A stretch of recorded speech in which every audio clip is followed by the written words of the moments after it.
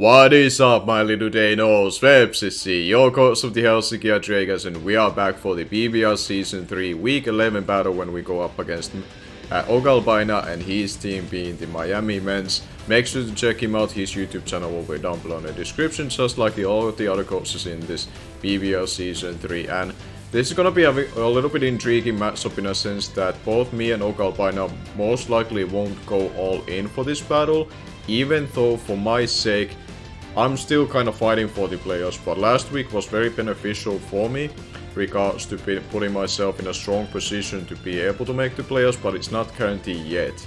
I need to win one of my last two games, either today versus Ogalbina or my next week's and my last week game in there for versus Grandmaster D-Ray, and I feel confident that I can do it versus Grandmaster D-Ray.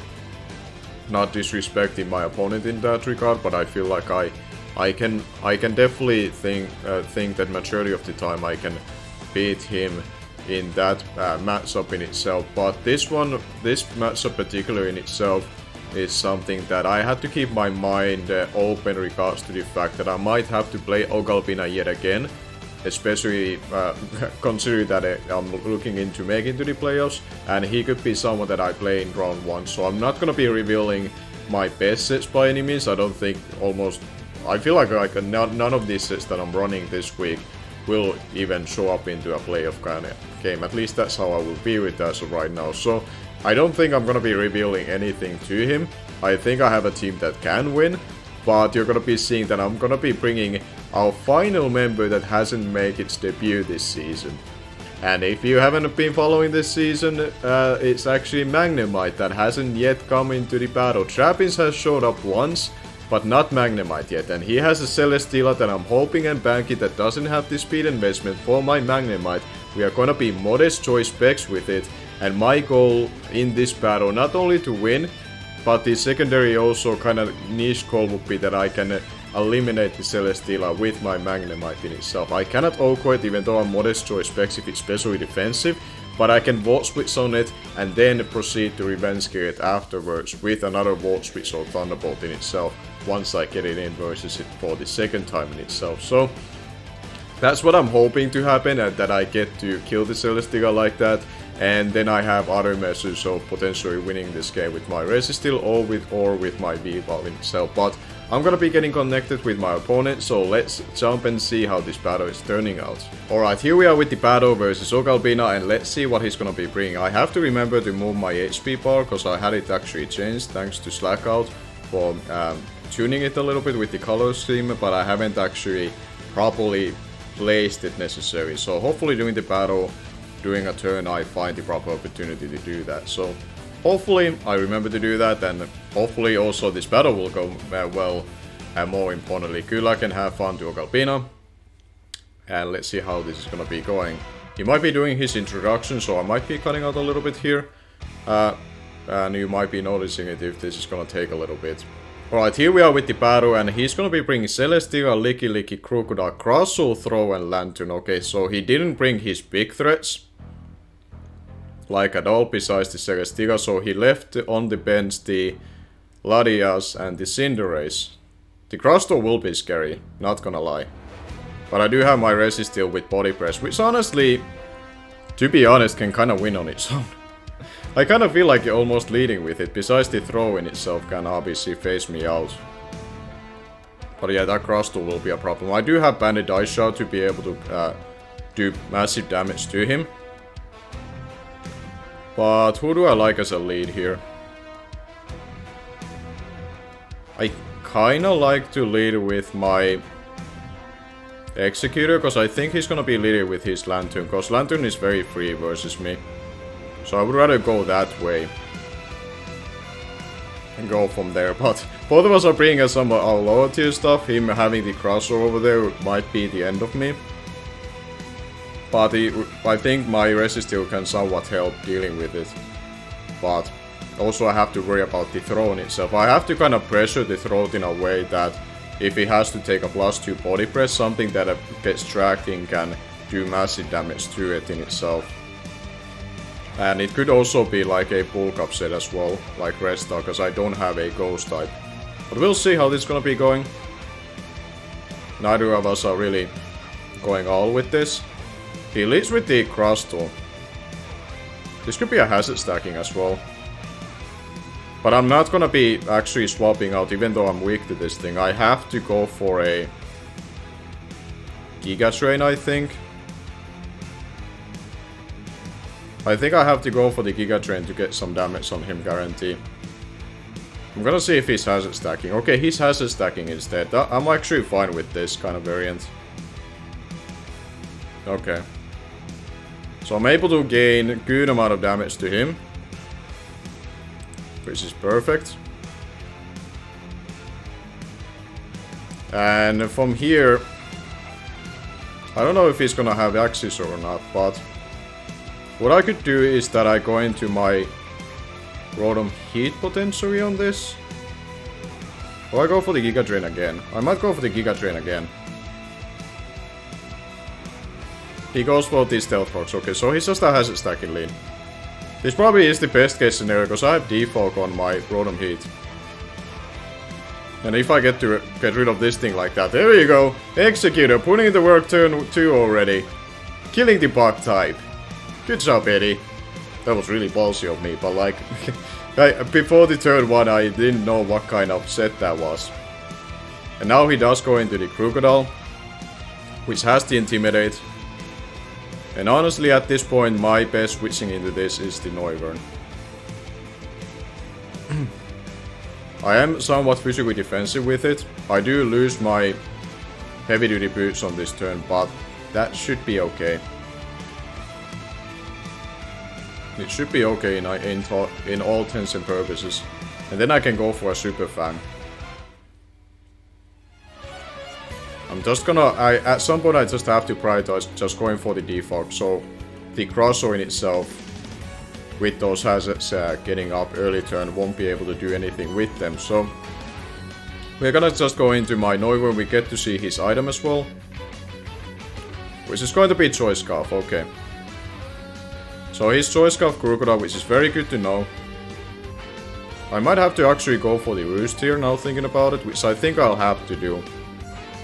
Seeing that it's Choice Scarf, I have to keep this at least as a check to this thing. As it's gonna be swapping probably to either Lantern or Licky Licky. That's a Lantern. Yeah. That is a Lantern which I can now Roost off from. And I'm gonna be going into my Executor, I think. He's probably gonna go for a Volt Switch. But I don't think I mind it too much. The Crocodile with the next attack, like knockoff, should not be able to do much to my Noivern anymore, because I lost my item. But let's see what he does. He does go for the Volt Switch. We probably will see the Crocodile coming in and going for the knockoff. I could also change my play and actually go into my Resisteel next, because there's no way he's clicking. There's no way he's clicking Earthquake with it. He's clicking either Stone Edge or like Stone Edge / Rock Slide, or going for a knockoff in itself. But let's see. He does go into the Crocodile as expected. So this is where I'm gonna be debating that. Do I go into my Resisteel? Since it doesn't necessarily need its leftovers, and I think I'm gonna do that play. I'm gonna see that, like, if he goes for like knockoff or anything like that, I can Iron Defense on this. And like force the throw coming out. There's no way you're clicking like the Darkest Lariat. Okay. That's fine by me. Now, who would you go into at this point? Probably Throw. You're probably gonna go into Throw. So what I will do is that I'm gonna be going into my Gordon and get my defog. So Throw, once it goes for like Circuit Throw, with the hazards being up, he cannot start facing me around too much. And I don't expect him to stay in. He's choiced into this. And I would like to get rid of these assets so he doesn't have the advantage from them anymore. And then I have the advantage of my own able to pivot around this thing. He does swap out. Ernie, don't recognize the nickname. It is the throw. So that's good to know. I get to now get my defog off. Which I'll happily do. Rotom Hit doesn't have to be at full health to be able to do things that I needed it for. But we go for the defog. Just to get rid of these hazards. And we'll see what he does. He might go for this circuit throw, as he does. But he misses that. That's unfortunate for him. I will go for the overhit to engage some damage on this thing, as he's gonna be facing me out. We get the overhit off. Which did a good amount of damage, to be honest. I'm not that offensive. As he does go for the circuit throw, so this works perfectly for me, because I just lowered my special attack. And I get my Noivern in. His Rocky Helmet. This is physically defensive for the V-Val. So you're gonna be going into either Licky Licky or Lantern. You're gonna be going into one of them. I think I go for the Super Fan. So I force the Wish. If he goes into Licky Licky, he goes into Lantern. That's actually really good for me. Because I need damage on this thing so V-Val can OHKO it. There we go. He's revealing to be leftovers, which is kinda expected. This probably is his Cleric. But again, I just go into my Executor. There's no reason not to. And now that the hazards are gone, my Noivern can easily pivot out that Crocodile. Just very simply. He does go for the Volt Switch again. Which is perfectly fine by me. He doesn't have too many things to really threaten me out right now. I do have to worry about a little bit with V-Val that once I go for the triple axe, so I will take a lot of that Rocky Helmet chip. Or I could just go for the knockoff first and afterwards deal with it. But there comes the Crocodile. I'll go straight into my Noivern. Noivern should be able to take these hits just fine, because I'm at full health pretty much. Yeah, I'm at full health. So I should be able to take this hit just fine.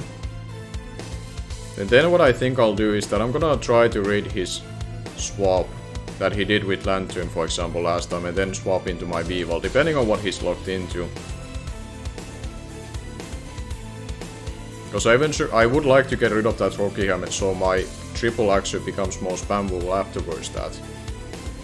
But we go into my Noivern, as he does go for the Darkest Lariat. Yeah, that won't do anything. I can easily go into my V-Val now. His choice locked into that, so I can easily now make this safe play. He's gonna be swapping out into the Licky Licky. Okay. Now I can low kick this and do big damage to him.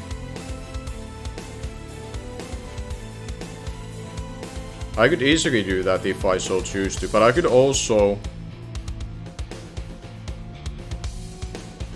Because here's the thing. It's a little bit risky for me to stay in right now if he chooses to attack. I'll go for it. We are here to play. I'll go for the low kick to do big damage to you. We are Choice Bandit. He does go for the Body Slam. Do not get the para. Are you kidding me?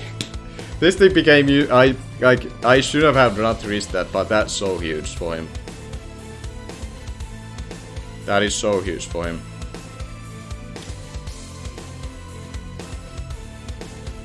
That is so huge. I do still pack my Ice Shot as a priority, but now this became a little bit harder for me. I can still use this thing to break his team. But that's so big that he got that. Granted, I could have just swapped into my Resisteel, but I thought like 70% of time I don't get paralyzed if he chose to attack. And I thought it was worthwhile going for it, because if he didn't get that, I would have been in a fantastic position, but Lucky and bad, what can I say? Like, I feel like obviously I had the safe play, but I think 70% of time that was the correct play, but we'll see. He does go for the protect. I don't know why he waited so long to go for that, if that was his commitment to it.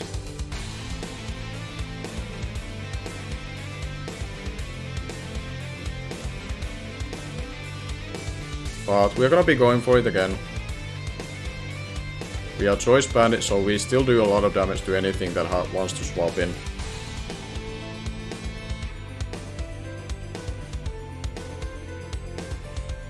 But yeah, that was, I guess that was a little bit out of character of me risking that play. He does go into the crocodile, so he's giving me giving a lot of damage to the point that he's leaving himself into ice shot range. Yeah, like this is gonna do a lot. Yeah. That was always going to do a lot.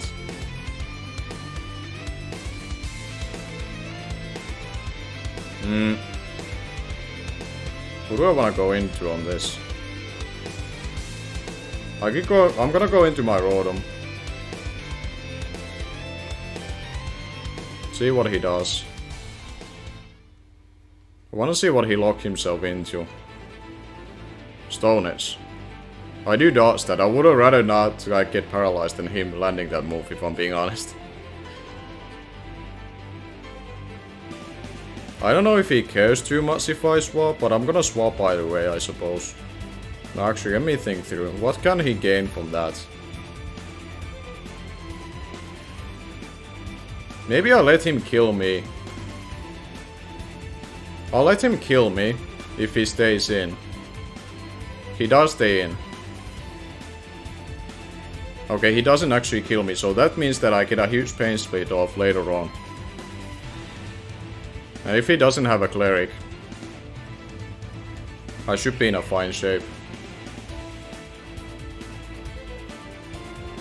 My clear winning condition right now is the resist still, which I'm gonna be going into right now. Which can body press. He does now swap. Who does he swap into? Bathwater, that's the lantern.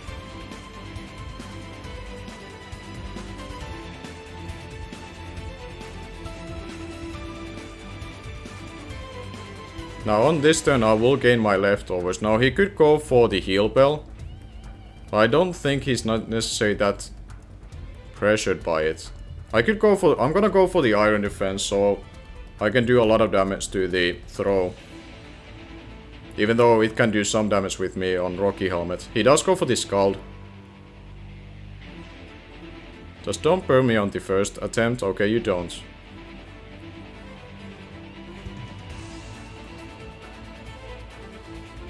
This is where I'm gonna be going for the... Actually, I could go for another iron defense, cause circuit throw is minus priority. So the next one would do a lot more to him. So I'm gonna go for the second iron defense. He's gonna Scald again. Are you literally banking getting a burn?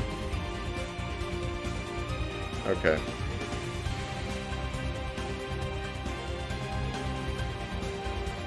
This is where I'm gonna go for the body press. I think at least.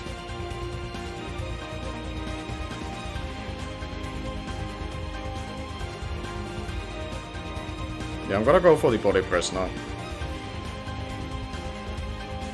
Sorry that I'm a little bit more quiet. It's more so that the body slam still bothers me in my head. Like, I don't wanna get triggered too much and try to think clear. But it does bother me a little bit in the back of my head. Speaking of it. What can I say? Lucky and bad. Obviously nothing, like when I say lucky and bad, I don't mean to be really like that mean to Ogalbina, but it's like funny that he gets these 30% chance when he needs them to. Which is unfortunate, because if though like 70% of time on those turns I was in a fantastic spot.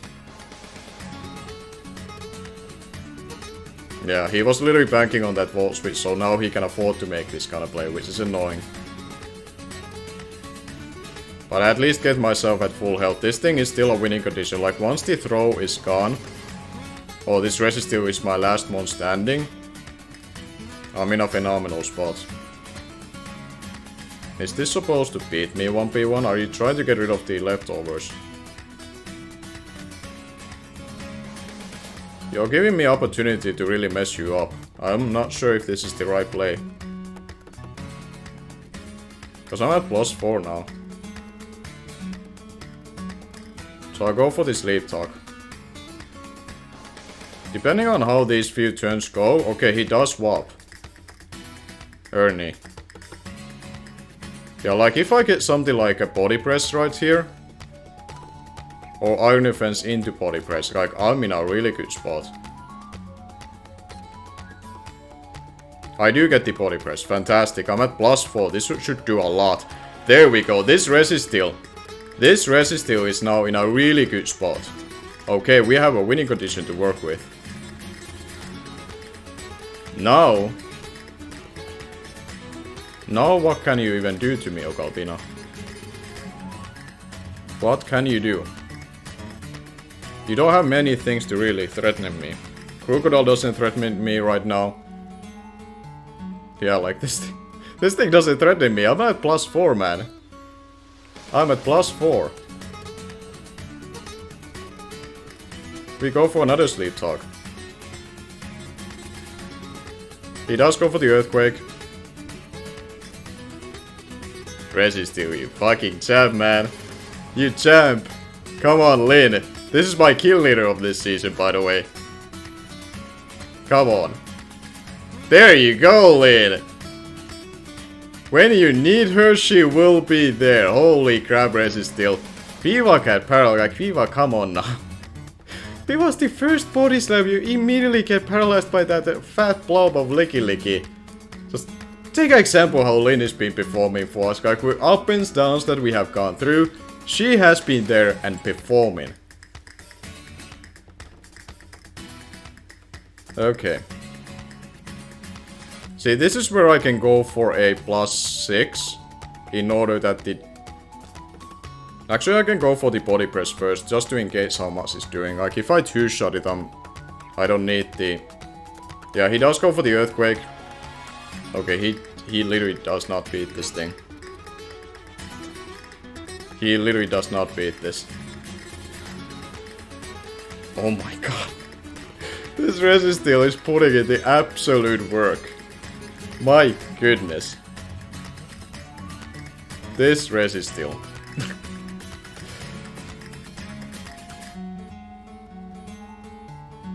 Okay, and Ogalbina decide to... Good game, I suppose.